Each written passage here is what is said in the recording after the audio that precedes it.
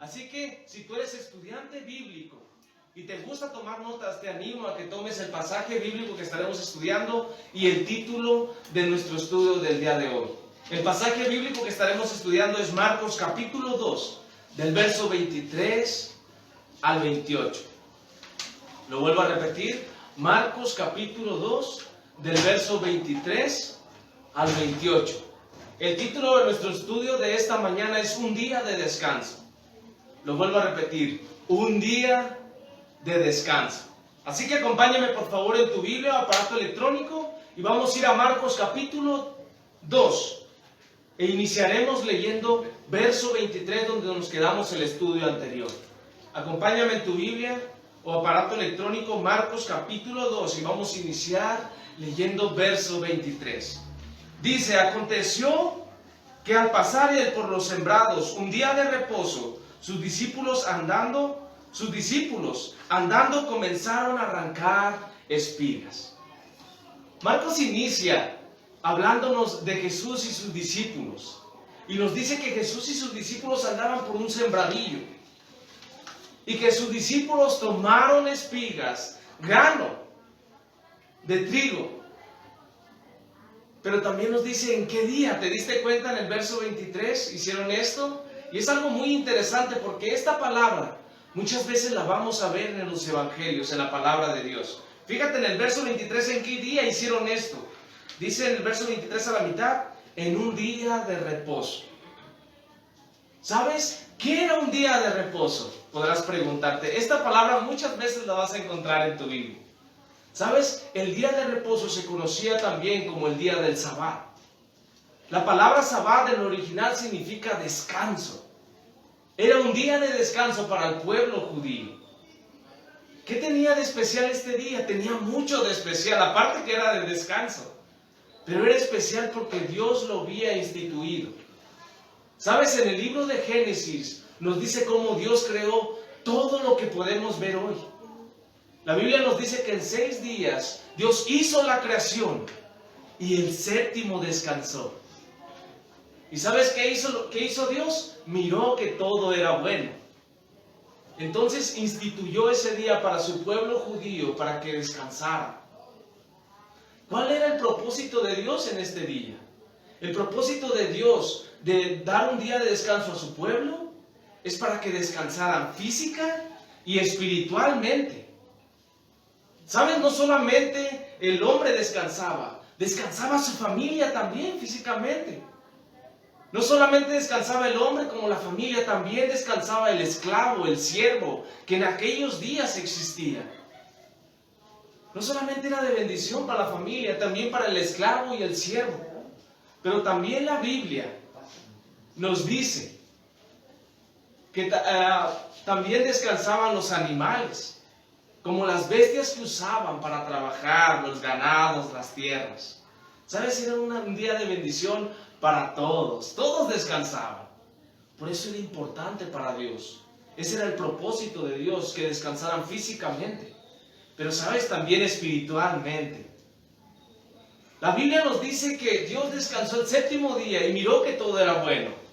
¿Sabes que todo judío ese día recordaba el significado por qué descansaba? Ellos lo único que podían recordar era: Dios descansó y miró que todo era bueno. Ese día era para descanso espiritual porque el pueblo judío meditaba en la creación de Dios. ¿Qué hizo Dios en aquellos 6 días? Y empezaban a deleitarse, ¿verdad?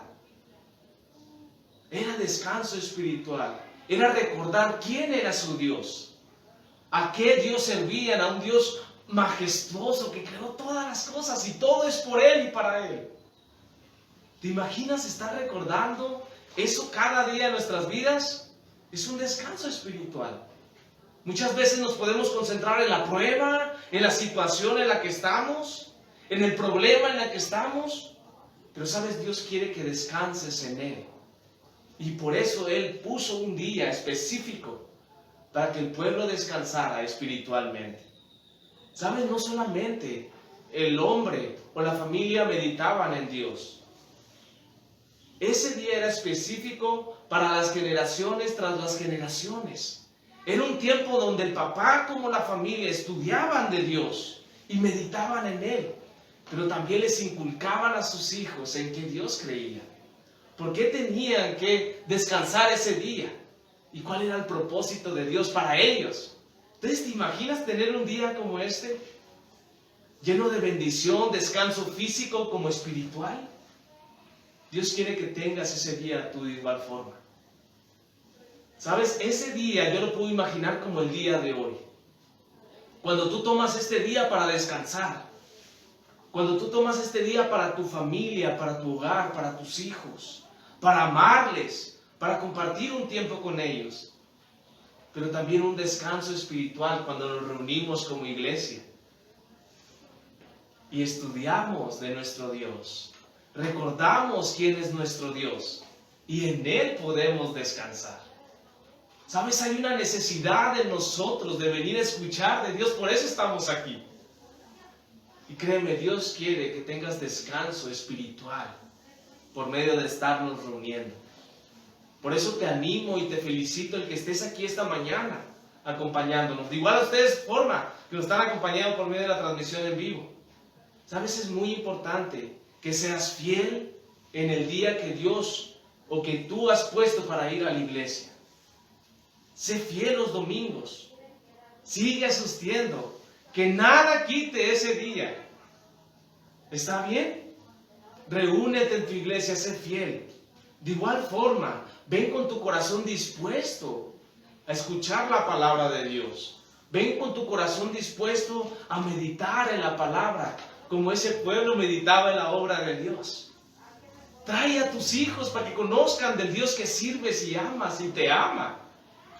Trae a tu esposo, a tu esposa, a toda tu familia. Y que tengan ese descanso espiritual, aprendiendo y recordando quién es nuestro Dios y cómo nos quiere hablar. También te animo a que vengas y sirvas a Dios en tu iglesia. ¿Cómo puedes servir a Dios en tu iglesia? Sirviendo a tu hermano. ¿Sabes que ese es un descanso espiritual cuando sirves a los demás? ¿Sabes? La Biblia constantemente nos dice que muramos a nosotros mismos. El mundo quiere que le sirvan, pero el cristiano no. El Hijo de Dios no quiere eso. El Hijo de Dios quiere servir. ¿Y sabes por qué? Porque Jesús es nuestro ejemplo. Jesús no vino a ser servido, y Él lo dijo claramente en los evangelios. Él vino a servir. Él te puso el ejemplo. Te pregunto, ¿tú estás sirviendo en tu iglesia?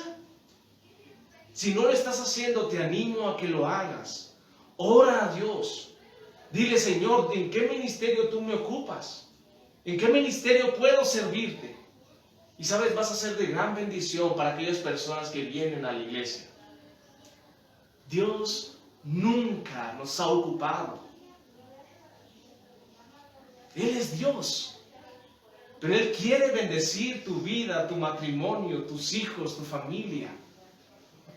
Y no hay otra forma que haciendo estas tres cosas. Siendo fiel a tu iglesia, viniendo con un corazón abierto a recibir la palabra, pero también a servir a tus hermanos. ¿Sabes? Hay muchos ministerios aquí en tu iglesia, pero te pido que ores. Y va a ser de gran bendición para tu vida. ¿Sabes por qué? Porque te estás pareciendo a Jesús. Y eso es lo mejor que puedes hacer. Siempre recuerda eso. Jesús vino a servir, no a ser servido. ¿Qué estoy haciendo yo? Y créeme, eso te va a motivar a seguir el ejemplo de Jesucristo. Amén. Vamos a continuar nuestro estudio y vamos a leer del verso 24 al 26. Por favor, acompáñame en tu Biblia, Marcos capítulo 2, verso 24 al 26. Acompáñame en tu Biblia, aparato electrónico. Dice, entonces los fariseos le dijeron, mira, ¿por qué hacen en el día de reposo lo que no es lícito? Pero Él les dijo, ¿nunca leíste lo que hizo David cuando tuvo necesidad y sintió hambre? Él y los que con él estaban. Cómo entró a la casa de Dios siendo Abiatar sumo sacerdote y comió los panes de la propiciación, de los cuales no era lícito comer, sino a los sacerdotes. Y aún dio a los que con él estaban. ¿Sabes? Aquí podemos ver que Jesús y los fariseos, Jesús y sus discípulos, perdón, no eran los únicos que andaban caminando por ese sembradío. Aquí Marcos nos dice que había otro grupo, y eran los fariseos. ¿Te imaginas esta escena? Ir con los discípulos caminando y de repente, ¡ah! Los fariseos, ¿verdad? Y te das cuenta dónde estaban ellos. ¿Te das cuenta los fariseos la pregunta que le hacen a Jesús? Fíjate en el verso 24, fíjate, acompáñame. Vamos a ver la pregunta. ¿Por qué hacen en el día de reposo lo que no es lícito? Le dicen a Jesús. ¿Por qué los fariseos le estaban diciendo esto a Jesús? Porque los discípulos habían arrancado espigas. ¿Sabes? La ley prohibía que en el día de reposo tú trabajaras. Era un día de reposo, de descanso. Lo cual los fariseos, interpretando la palabra mal, pensaban que los discípulos estaban trabajando, estaban haciendo un esfuerzo. Y créeme, esta es una señal de un religioso. Eso es para que nos pongamos a meditar. ¿Sabes? El religioso siempre tiene un problema con la palabra de Dios. Y es que muchas veces malinterpreta la palabra. Debe de ser una palabra de bendición para aquella persona. Usa la palabra para señalar, para criticar, para juzgar, para condenar a las personas. Y no tiene que ser así. La ley, la palabra de Dios fue hecha para nosotros, para ser de bendición. ¿Sabes? Estos hombres habían juntadose varios y habían interpretado esta palabra descanso. Ellos decían, ¿qué es la palabra descanso? Oh, la palabra descanso significa que no hay ningún esfuerzo que pueda hacer el ser humano. Entonces, si te amarras la agujeta, ¿es un esfuerzo? Sí, es un esfuerzo. Nadie se puede amarrar las agujetas. Entonces el usar energía no es descanso, es un esfuerzo. Sí, el usar energía es un esfuerzo. No, nadie va a usar energía en el día de reposo. ¿Y qué voy a hacer yo si vivo en el 9º piso del edificio, verdad? Tienes que usar las escaleras, lo siento. Nadie puede usar la televisión. Nadie puede usar el control, nadie puede prender la televisión porque no hay energía. Nadie puede hacer una fogata. Eso es lo que estaban haciendo estos hombres, interpretando la palabra mal. Debes de hacer este día de bendición para las personas. Estos hombres lo único que hacían era poner cargas a las personas. Hoy en día, ¿cómo se ve eso? Si no vienes a la iglesia, vas a ir al infierno, porque así lo dice la palabra. Estás interpretando mal la palabra. No hagas eso. Tienes que cambiar primero antes de venir a la iglesia. No es cierto. Todos venimos destruidos a la iglesia. Todos venimos con la necesidad de escuchar esa palabra de Dios a nuestras vidas. Nadie viene perfecto a la iglesia. Entonces no malinterpretes la palabra. Eso es lo que hace el religioso. Malinterpreta la palabra a su conveniencia. Pone reglas humanas, tradiciones humanas. Y lo único que hacen es esas personas que necesitan de Dios, separarlas de Dios, alejarlas de Dios. No hagas eso. No le inculques a tus hijos tradiciones humanas. Si no haces lo que hizo tu abuelo, no vas a ir al cielo. No es cierto. La Biblia solamente hay un mensaje. Y es que tienes que aceptar a Jesús en tu corazón. Eso es lo que le tienes que decir a esa persona. Eso es lo que le tienes que decir a ese matrimonio que está batallando, que está destruido, que está pasando por pruebas. Eso es lo que le tienes que decir a ese joven esclavo a todas estas cosas del mundo. Cristo necesitas. Ven, Él te ama, Él murió por ti. ¿Qué estás haciendo tú con la palabra de Dios? Estos hombres fariseos la malinterpretaban. ¿Sabes? La ley prohibía el trabajo, pero la ley también le mandaba a aquellos agricultores que tenían, ¿cómo dice aquí? Sembradíos, que todo el sembradío de las orillas no lo tomaran en día de reposo. ¿Sabes por qué? Porque eso era para aquella persona necesitada. Era un día de bendición. Era un día aquella persona que tenía hambre podía ir y tomar del fruto. y no había ningún problema. ¿Qué están haciendo los discípulos aquí? Tienen hambre. Por eso toman de ello. ¿Sabes? El religioso pone primeramente la palabra, la ley, que la necesidad del hombre. ¿Sabes que yo necesito de Jesús? Pero aquí la Biblia me dice que tú no puedes ir a Jesús porque mira, tienes esto y lo otro. Pon primero la necesidad del hombre. No seas un religioso.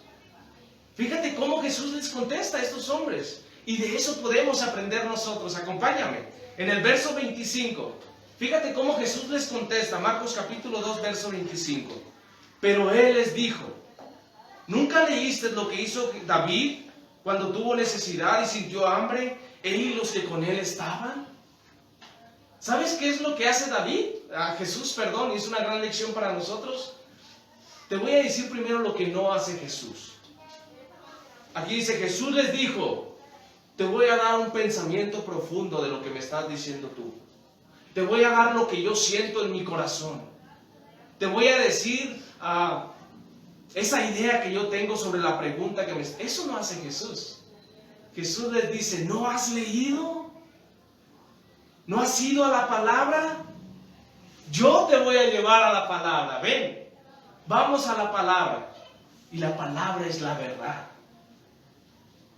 ¿Qué es lo que tú no tienes que hacer cuando una persona religiosa viene a ponerte reglas y a sentirte mal?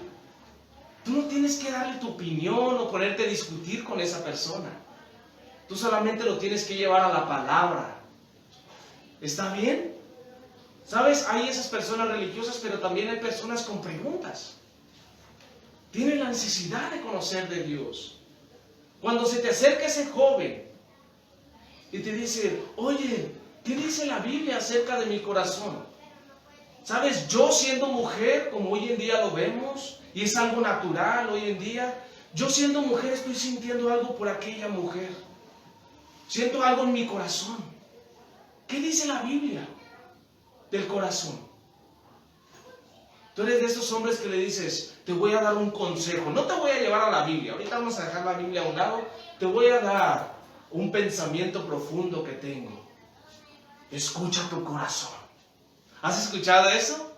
En las novelas, en aquellos que son muy románticos y andan ahí tirando corazoncitos, ¿verdad? Como, ay, escucha tu corazón, sigue tu corazón. No es cierto. La Biblia no dice eso. La Biblia te advierte de tu corazón. La Biblia distingue tu corazón que es perverso y malo. Y créemelo, la Biblia dice que tú no conoces tu corazón. El que lo conoce es Dios. ¿Qué le estás diciendo tú a ese joven? Oh, fíjate que yo soy hombre y me está gustando un hombre. Y lo siento en mi corazón. Lo tienes que guiar a la palabra de Dios. Y decirle a esa persona que no, que su corazón es engañoso, que eso no es de Dios. ¿Qué les contestas tú? Aquellas personas que vienen y te hacen otra pregunta, ¿verdad? Oye, ¿sabes qué? Hoy en día las personas se juntan, ya no se casan. Hoy en día solamente se van a una casa y dicen ser matrimonio, pero no es cierto. ¿Qué dice la Biblia acerca de eso? ¿Me puedo juntar con aquella persona? ¿Tú qué les vas a decir? A ver, déjame darte un consejo. Si sientes maripositas en tu panza, ese. ¿Han escuchado eso? Ay, maripositas en la panza. Qué bonito se siente.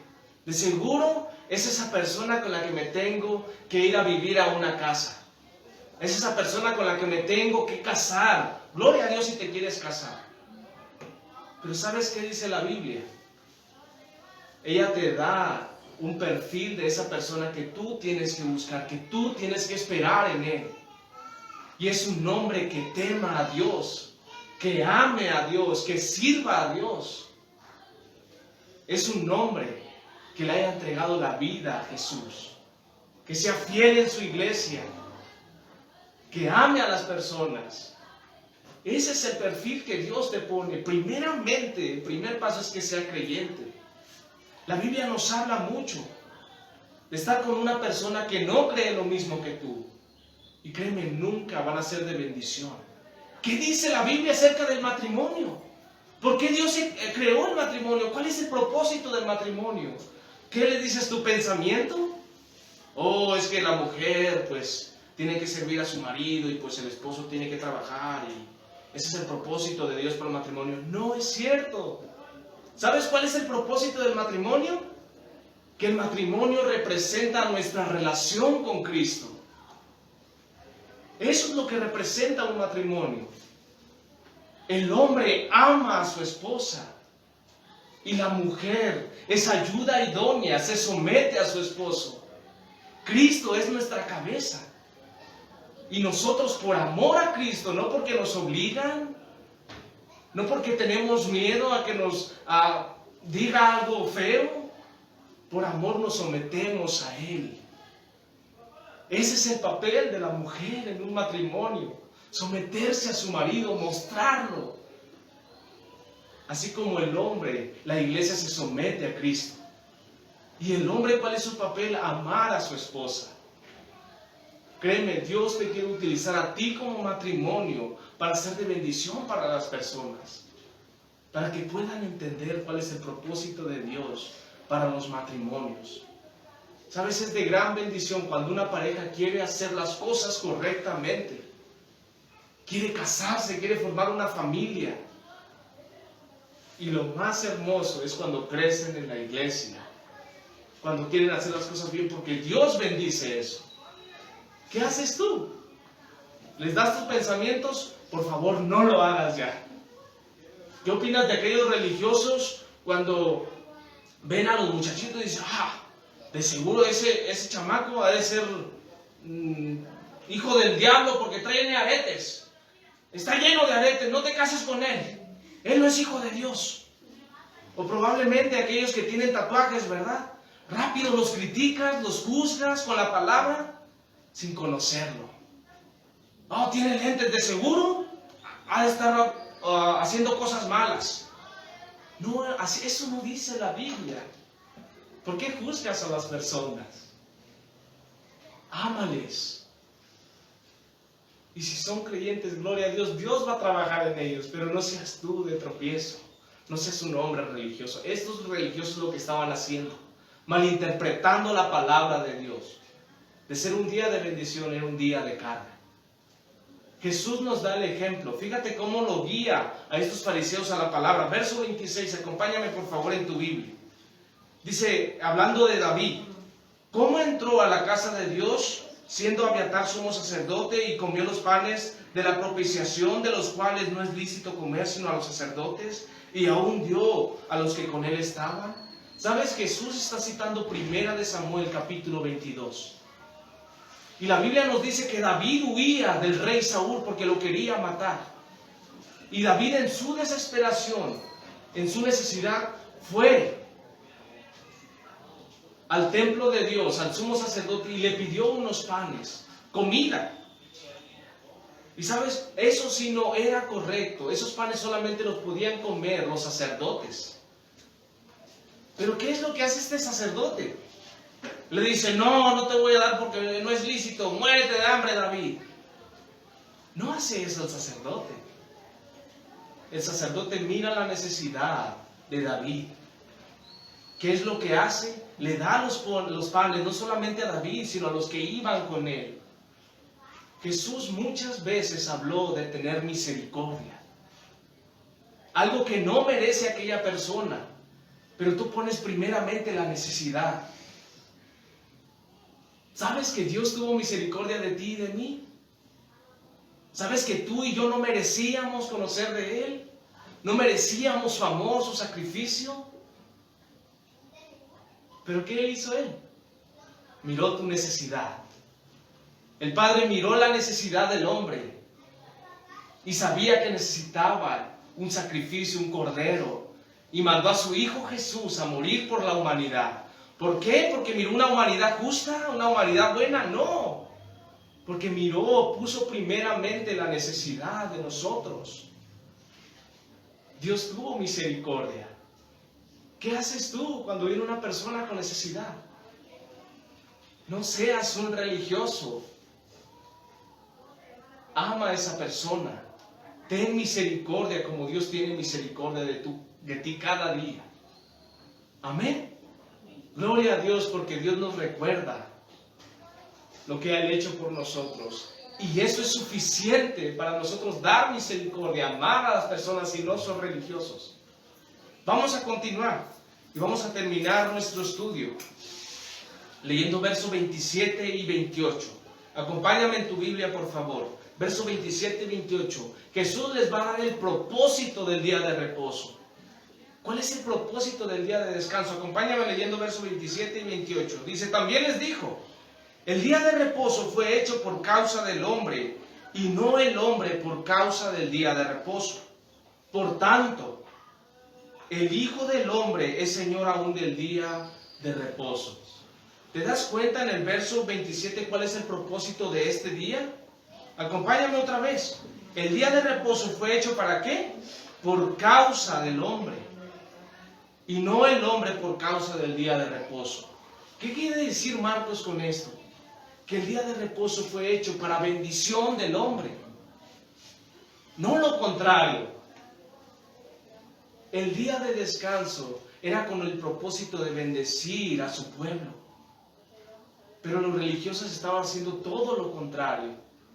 Estaban haciendo de este día de bendición a un día de reglas, de tradiciones, de cargas. Y ese no era el propósito de Dios. Y Jesús se lo aclara en el verso 28, ¿te diste cuenta? Fíjate cómo se describe Jesús, quién es Él. Por tanto, el Hijo del Hombre es Señor aún del día de reposo.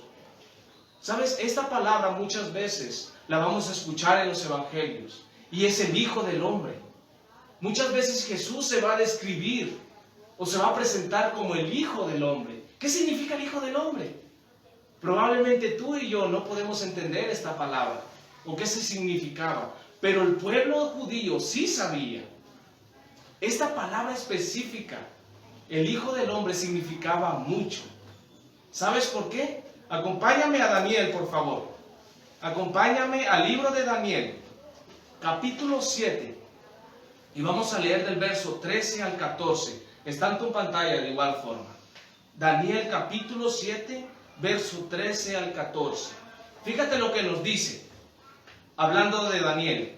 Miraba yo en la visión de la noche, y he aquí en las nubes del cielo venía uno como un hijo de hombre, que vino hasta el anciano de días, y le hicieron acercarse delante de él, y le fue dado dominio, gloria y reino, para que todos los pueblos, naciones y lenguas le sirvieran.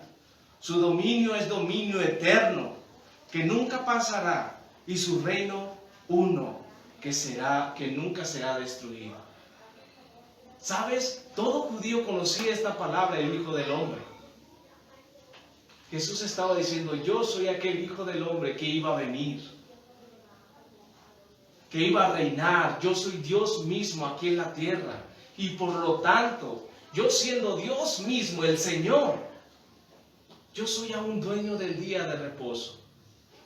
¿Sabes? El mundo puede tener miles de interpretaciones de la palabra, pero la verdad siempre te va a confrontar. El mundo te puede decir miles de formas de ir al cielo, pero la palabra te va a decir la verdad. Tienes que ser bueno y vas a ir al cielo. ¿Eso dice la Biblia? No, entonces deséchalo, no es cierto. ¿Tienes que ir a la iglesia para ir al cielo? ¿Eso dice la Biblia? No. La verdad siempre te va a confrontar. Si tú eres una persona religiosa, Dios te va a confrontar con su verdad. ¿Sabes cuál era el problema de estos fariseos? Que Jesús muchas veces los enfrentó, pero nunca se arrepintieron. Nunca obedecieron a la verdad. Solamente la rechazaban. ¿Sabes, Jesús? Tú no hagas eso, cristiano. No rechaces la verdad. Si tú quieres, es una necesidad que tenemos en nuestro corazón. ¿Sabes cómo tú puedes ir al cielo?